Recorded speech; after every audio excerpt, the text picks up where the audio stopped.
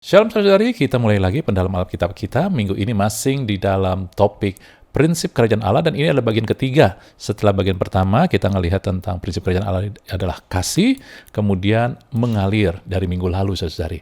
Dunia akan menaruh prinsip pola pikir, ya, cara melihat, memiliki, mendominasi. Seperti di dalam perumpamaan anak yang hilang, anak yang bungsu itu mau memiliki, sehingga dia kemudian keluar dari rumah bapaknya.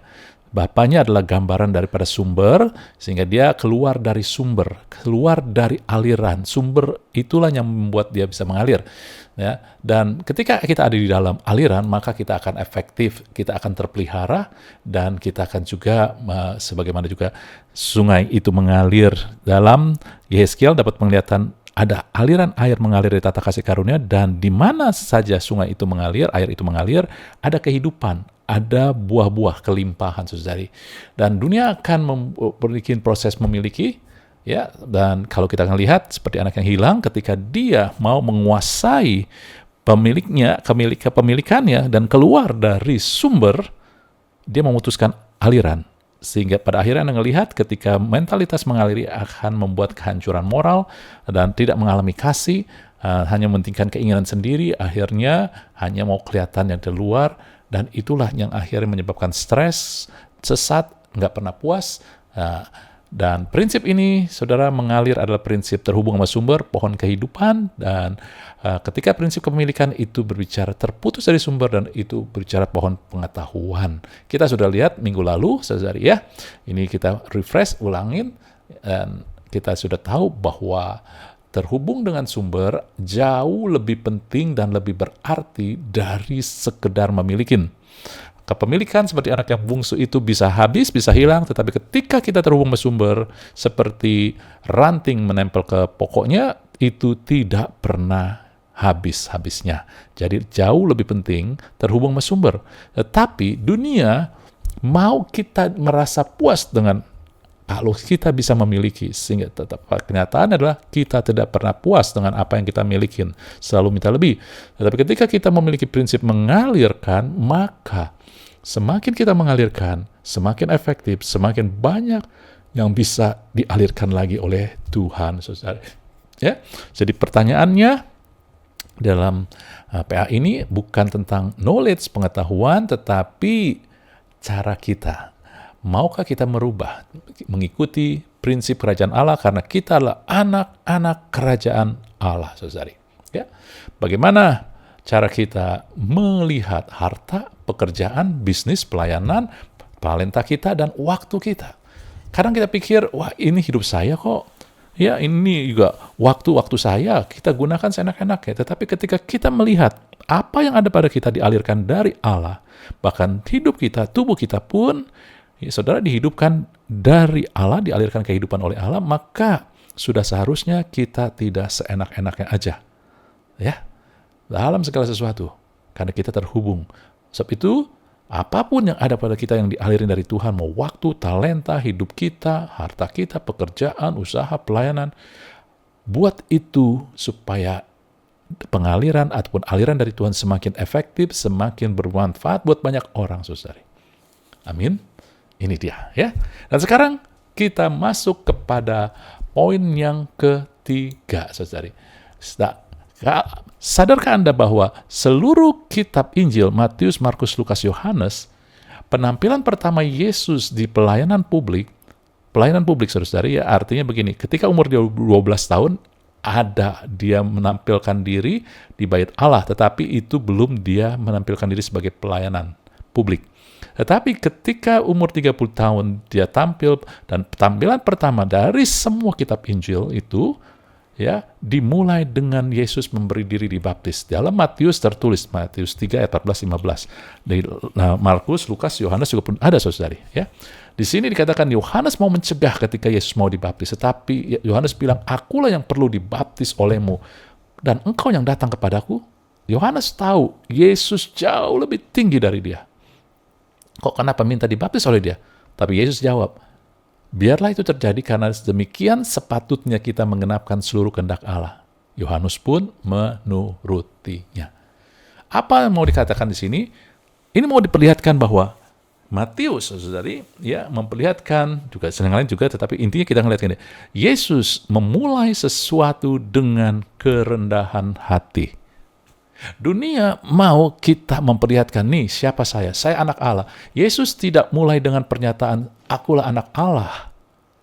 Tetapi mulai dengan memberi diri dibaptis. Ketika dia dibaptis, terdengarlah suara dari surga, inilah anak yang kukasihi. Ketika kita merendahkan diri, Allah akan meninggikan kita.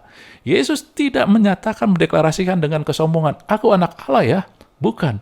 Justru dia merendahkan diri, merendahkan hati, bukan diri, saudara, merendahkan hatinya, saudara. Dia mau ikutin kehendak firman Tuhan. Amin, saudari. Dan inilah kerendahan hati yang prinsip yang ketiga dari kerajaan Allah. Prinsip yang penting menjadi fondasi. Bahkan Anda tahu di dalam firman Tuhan, Matius 23 tulis, barang siapa terbesar harus jadi pelayan. Kenapa? Karena pelayan menempatkan dirinya rendah.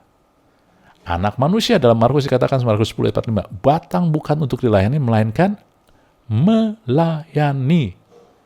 Anda ngelihat, apa yang Tuhan mau ngomong, ketika kita punya prinsip kerendahan hati, maka kita pasti melayani. Jadi melayani adalah hasil dari kerendahan hati, bukan kehebatan. Kalau kehebatan kita menjadi sombong.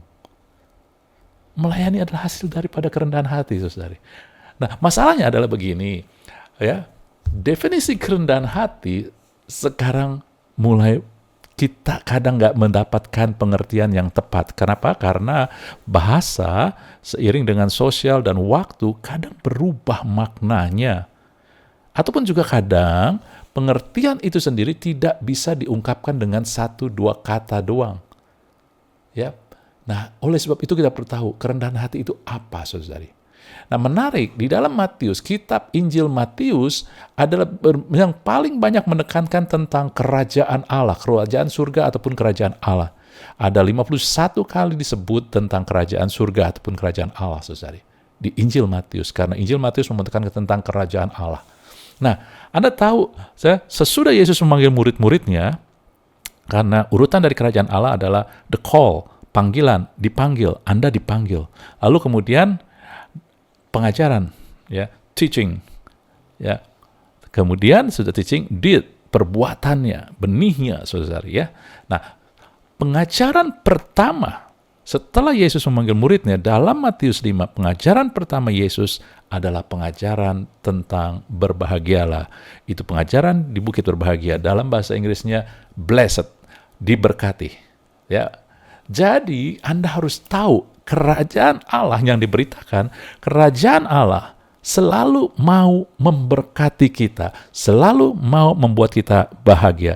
Kerajaan dunia, kerajaan iblis, kerajaan dunia, ataupun kerajaan dunia selalu mau menaruh beban, mau membuat kita dihukum, dikutuk, kecewa, terluka. Tetapi ingat, kerajaan Allah selalu mau memberkati kita, memulihkan kita, menyembuhkan kita.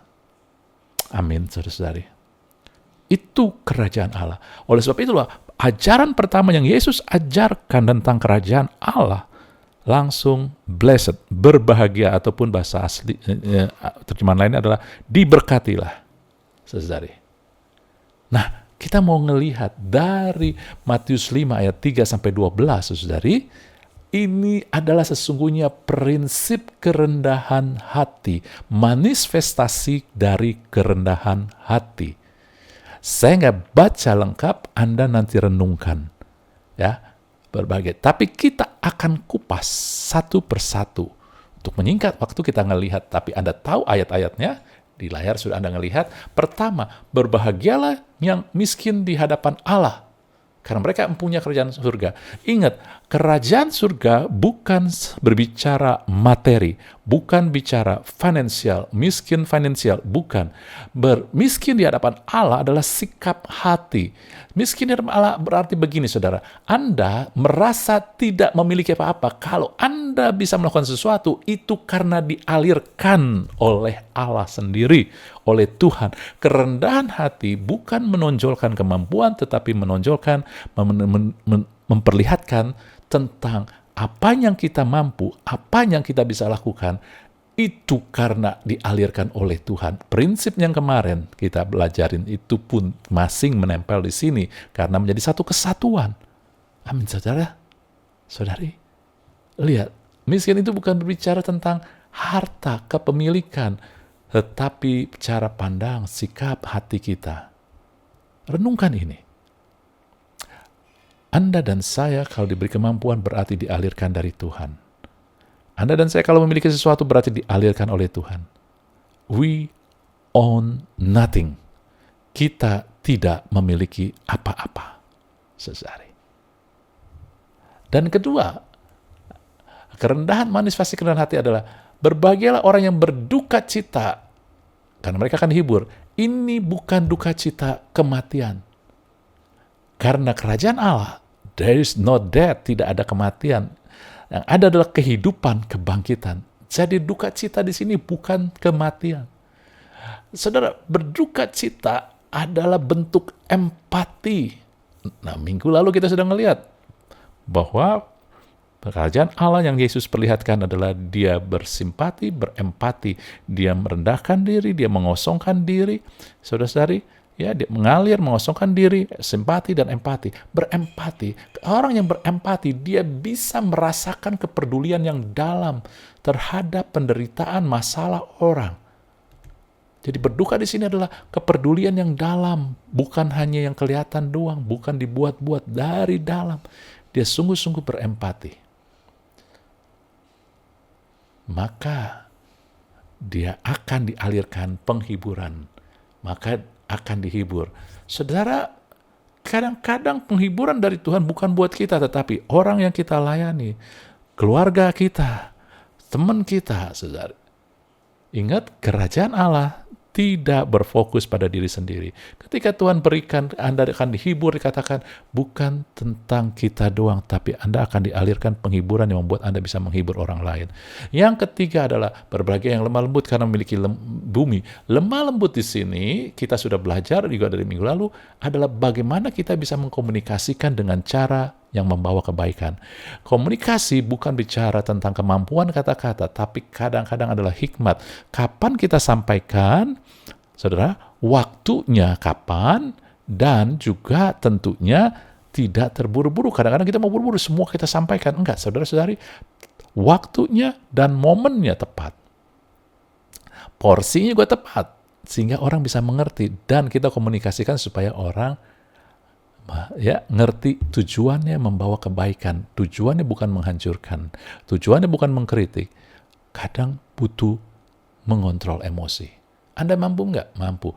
Makanya ketika kita bisa lemah lembut, Anda bisa mengkomunikasikan, Anda bisa bersahabat dengan banyak orang, Anda seperti memiliki bumi, di mana-mana ada teman yang mau tolong Anda, bantu Anda, saudari.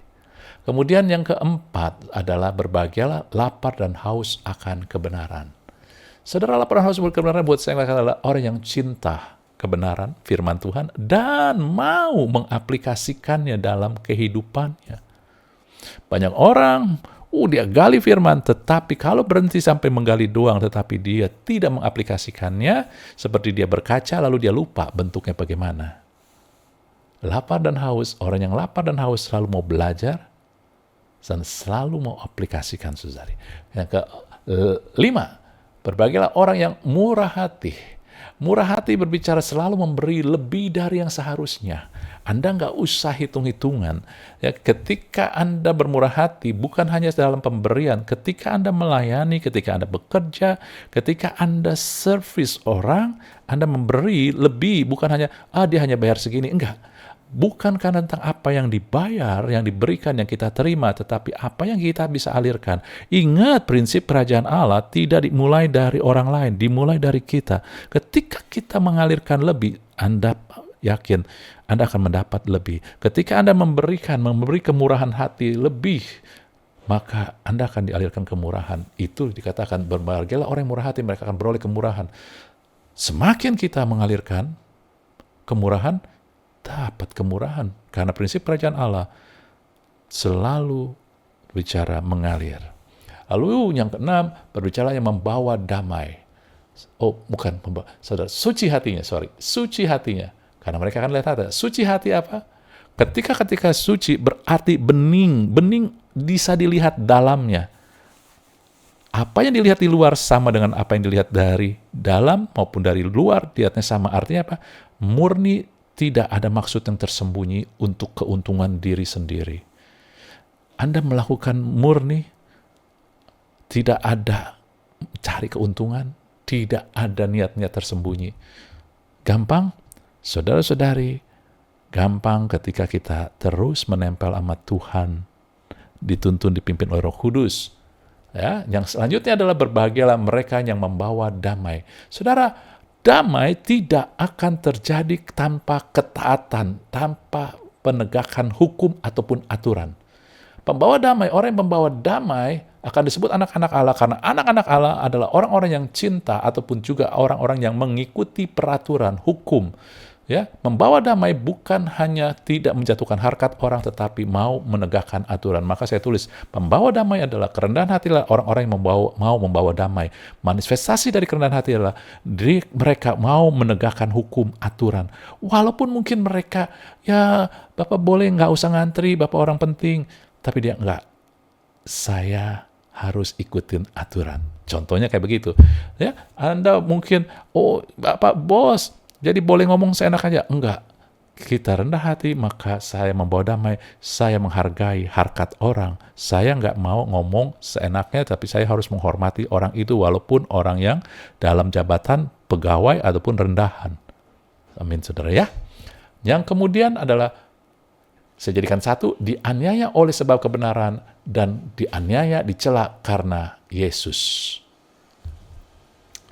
Dianiaya, dicela oleh kebenaran, artinya apa? Anda siap bayar harga karena kebenaran. Dan itu karena iman. Kalau Anda nggak punya iman, nggak siap dianiaya, nggak siap berdiri, nggak siap dicela. Saudara, aniaya di sini bukan sekedar fisik. Ingat, kerajaan Allah bukan sekedar materi, fisik yang kelihatan. Anda mungkin dikucilkan, dilecehkan, dianggap kecil, nggak didengar, itu pun aniaya. Aniaya jiwa kadang lebih berat dari aniaya fisik. Aniaya fisik bisa kelihatan, dan jiwa kadang enggak. Tetapi karena iman, Anda berdiri karena iman, Anda siap. Anda nggak apa-apa, Anda kuat itu. Amin. Anda tangkap, jadi kerendahan hati nggak bisa ditranslate with one word, dengan satu kata, tetapi manifestasinya itu Yesus kasih unjuk di dalam khotbah pertama yang menjadi fondasi tentang kerajaan Allah, khotbah bahagia, saudari. Nah, 1 Petrus 5 ayat 5 dikatakan, orang Tuhan mengasihi orang yang rendah hati, tapi menentang yang sombong. Nah, kata mengasihi di sini bukan artinya Tuhan pilih kasih. Begini, saudara, ketika kita rendah hati, ingat, kerajaan Allah adalah prinsip mengalir. Oke ya, ketika prinsip mengalir, maka yang ada paling rendah, itulah yang dapat aliran paling deras, paling banyak.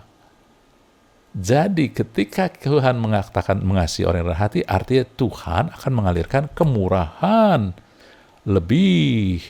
Kenapa? Bukan Tuhan pilih kasih, karena prinsip ataupun hukum kerajaan Allah adalah aliran. Kalau bagaimana supaya aliran itu deras? Anda yang paling bawah paling deras, ngalamin paling deras. Ketika tinggi nggak ngalir ke atas, saudara. Itulah Tuhan menentang, bukannya benci.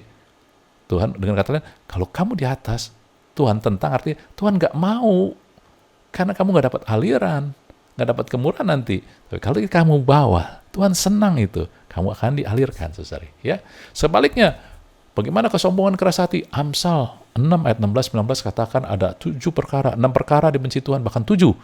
Mata sombong, kesombongan, saudara, itu kadang nggak diperkatakan dari cara Anda melihat, melirik orang, memandang orang. Itu lidah dusta arti memutarbalikkan firman, memutarbalikkan kebenaran. Bukan hanya firman, kebenaran diputarbalikkan, dipelintir, setengah benar, setengah salah. Itu memutarbalikkan. Iblis lakukan itu di Taman Eden. Tangan yang menumpahkan darah yang tak bersalah, ini kekerasan. Dunia pakai kekerasan. Hati yang membuat rencana yang jahat. Ini artinya degil. Selalu penuh dikuasai emosi. Anda tahu ketika perbuatan jahat dimulai karena emosi kita tidak dikendalikan. Kita sangat marah, udah pikir balas langsung. Kaki segera menuju kejahatan, langsung. Saudara. Kemudian saksi dusta, artinya apa? Kita menentang kebenaran. Sehingga bersaksi dusta. Menyemburkan kebohongan. Kebohongan bisa juga gosip, karena gosip nggak selalu benar. Mungkin benar sedikit, tapi terus digosok-gosok. Jadi sip. Ya, jadi inilah, mungkin kita nggak merasa nggak sombong, tetapi kita gosip, itu pun nggak benar. Itu pun lari daripada kerendahan hati. Dan tentunya pertengkaran, saudara. Apa-apa dibikin, dibantah, bertengkar, diyel ya, saudara. Dan dengan kata lain, Amsal ini mengatakan sikap yang melawan kerendahan hati, sikap yang bertentangan dengan sehat hati adalah sikap yang mau memperlihatkan apa untungnya buat aku. Gitu, saudari, ya. Aku dapat apa? Banyak orang ya mendapatkan harga diri, merasa lebih berarti dengan cara menjatuhkan orang lain, menempatkan orang jadi inkompeten, menempatkan orang seperti kelihatannya jadi bodoh. Bukan orang itu bodoh, tetapi mereka yang membuat itu bodoh. Saudara-saudari, itulah orang-orang yang gak rendah hati, yang sombong, keras hati, degil. Fokusnya, motivasinya selfish, apa untungnya, ataupun lihat aku. Mau fokusnya pada diri dia. Kerajaan Allah tidak pernah menonjolkan diri sendiri. Sayangnya, gereja-gereja Tuhan hari-hari ini terlalu banyak menonjolkan diri sendiri, sehingga terjadilah kesombongan, keras hati, kedegilan, dan nggak disadari, saudari. Karena hanya ketika kita mau melakukan kerendahan hati inilah baru kita ngelihat, ternyata ini masing saya harus beresin. Ada hal-hal yang saya harus beresin, saudara-saudari. Amin, saudara-saudari. Dan itulah tujuan kita PA ini. Menyadari lalu kita mulai aplikasikan bersama. Jadi ingat, rendah hati manifestasinya Anda ngelihat ada di khotbah bahagia Matius 5. Tapi kalau mau dikatakan rendah hati, apa itu? Rendah hati buat saya adalah bukan rendah diri, namun justru percaya diri. Tapi percaya diri yang berakar dari mempercayai Tuhan dan menyerahkan kehendak kita. Bukan kehendak yang lain, tapi kehendak kita kepada kebenaran firman. Anda seperti ranting yang nempel, terserah kita bernempel, berakar, terserah daripada pokoknya. Sehingga apa yang terjadi kita ketika rendah hati karena percaya diri kepada Tuhan dan menyerahkan kehendak kita pada firman Tuhan, kita akan tetap bisa mengontrol emosi kita, kehendak kita. Kita tetap bisa bersikap baik, tetap mengalirkan kasih terlepas apapun yang diperlakukan orang dan terlepas bagaimana keadaan begitu menekan kita. Saudara-saudari, anak-anak kerajaan Allah akan menang. Tetapi untuk itu kita harus terima aliran. Kita harus mulai belajar rendah hati. Renungkan itu semua, lalu kita sama-sama lakukan itu semua. Amin. Kita lanjut minggu depan dengan hal yang lebih lagi yang membuat kita terkagum-kagum dengan kebenaran yang menuntun hidup kita. Kenapa? Karena Tuhan ingat kerajaan Allah selalu mau memberkati kita, tetapi ada prinsip yang harus kita pegang supaya kita menerima kepenuhan semuanya itu. Kiranya Tuhan berkati kita semua. Haleluya.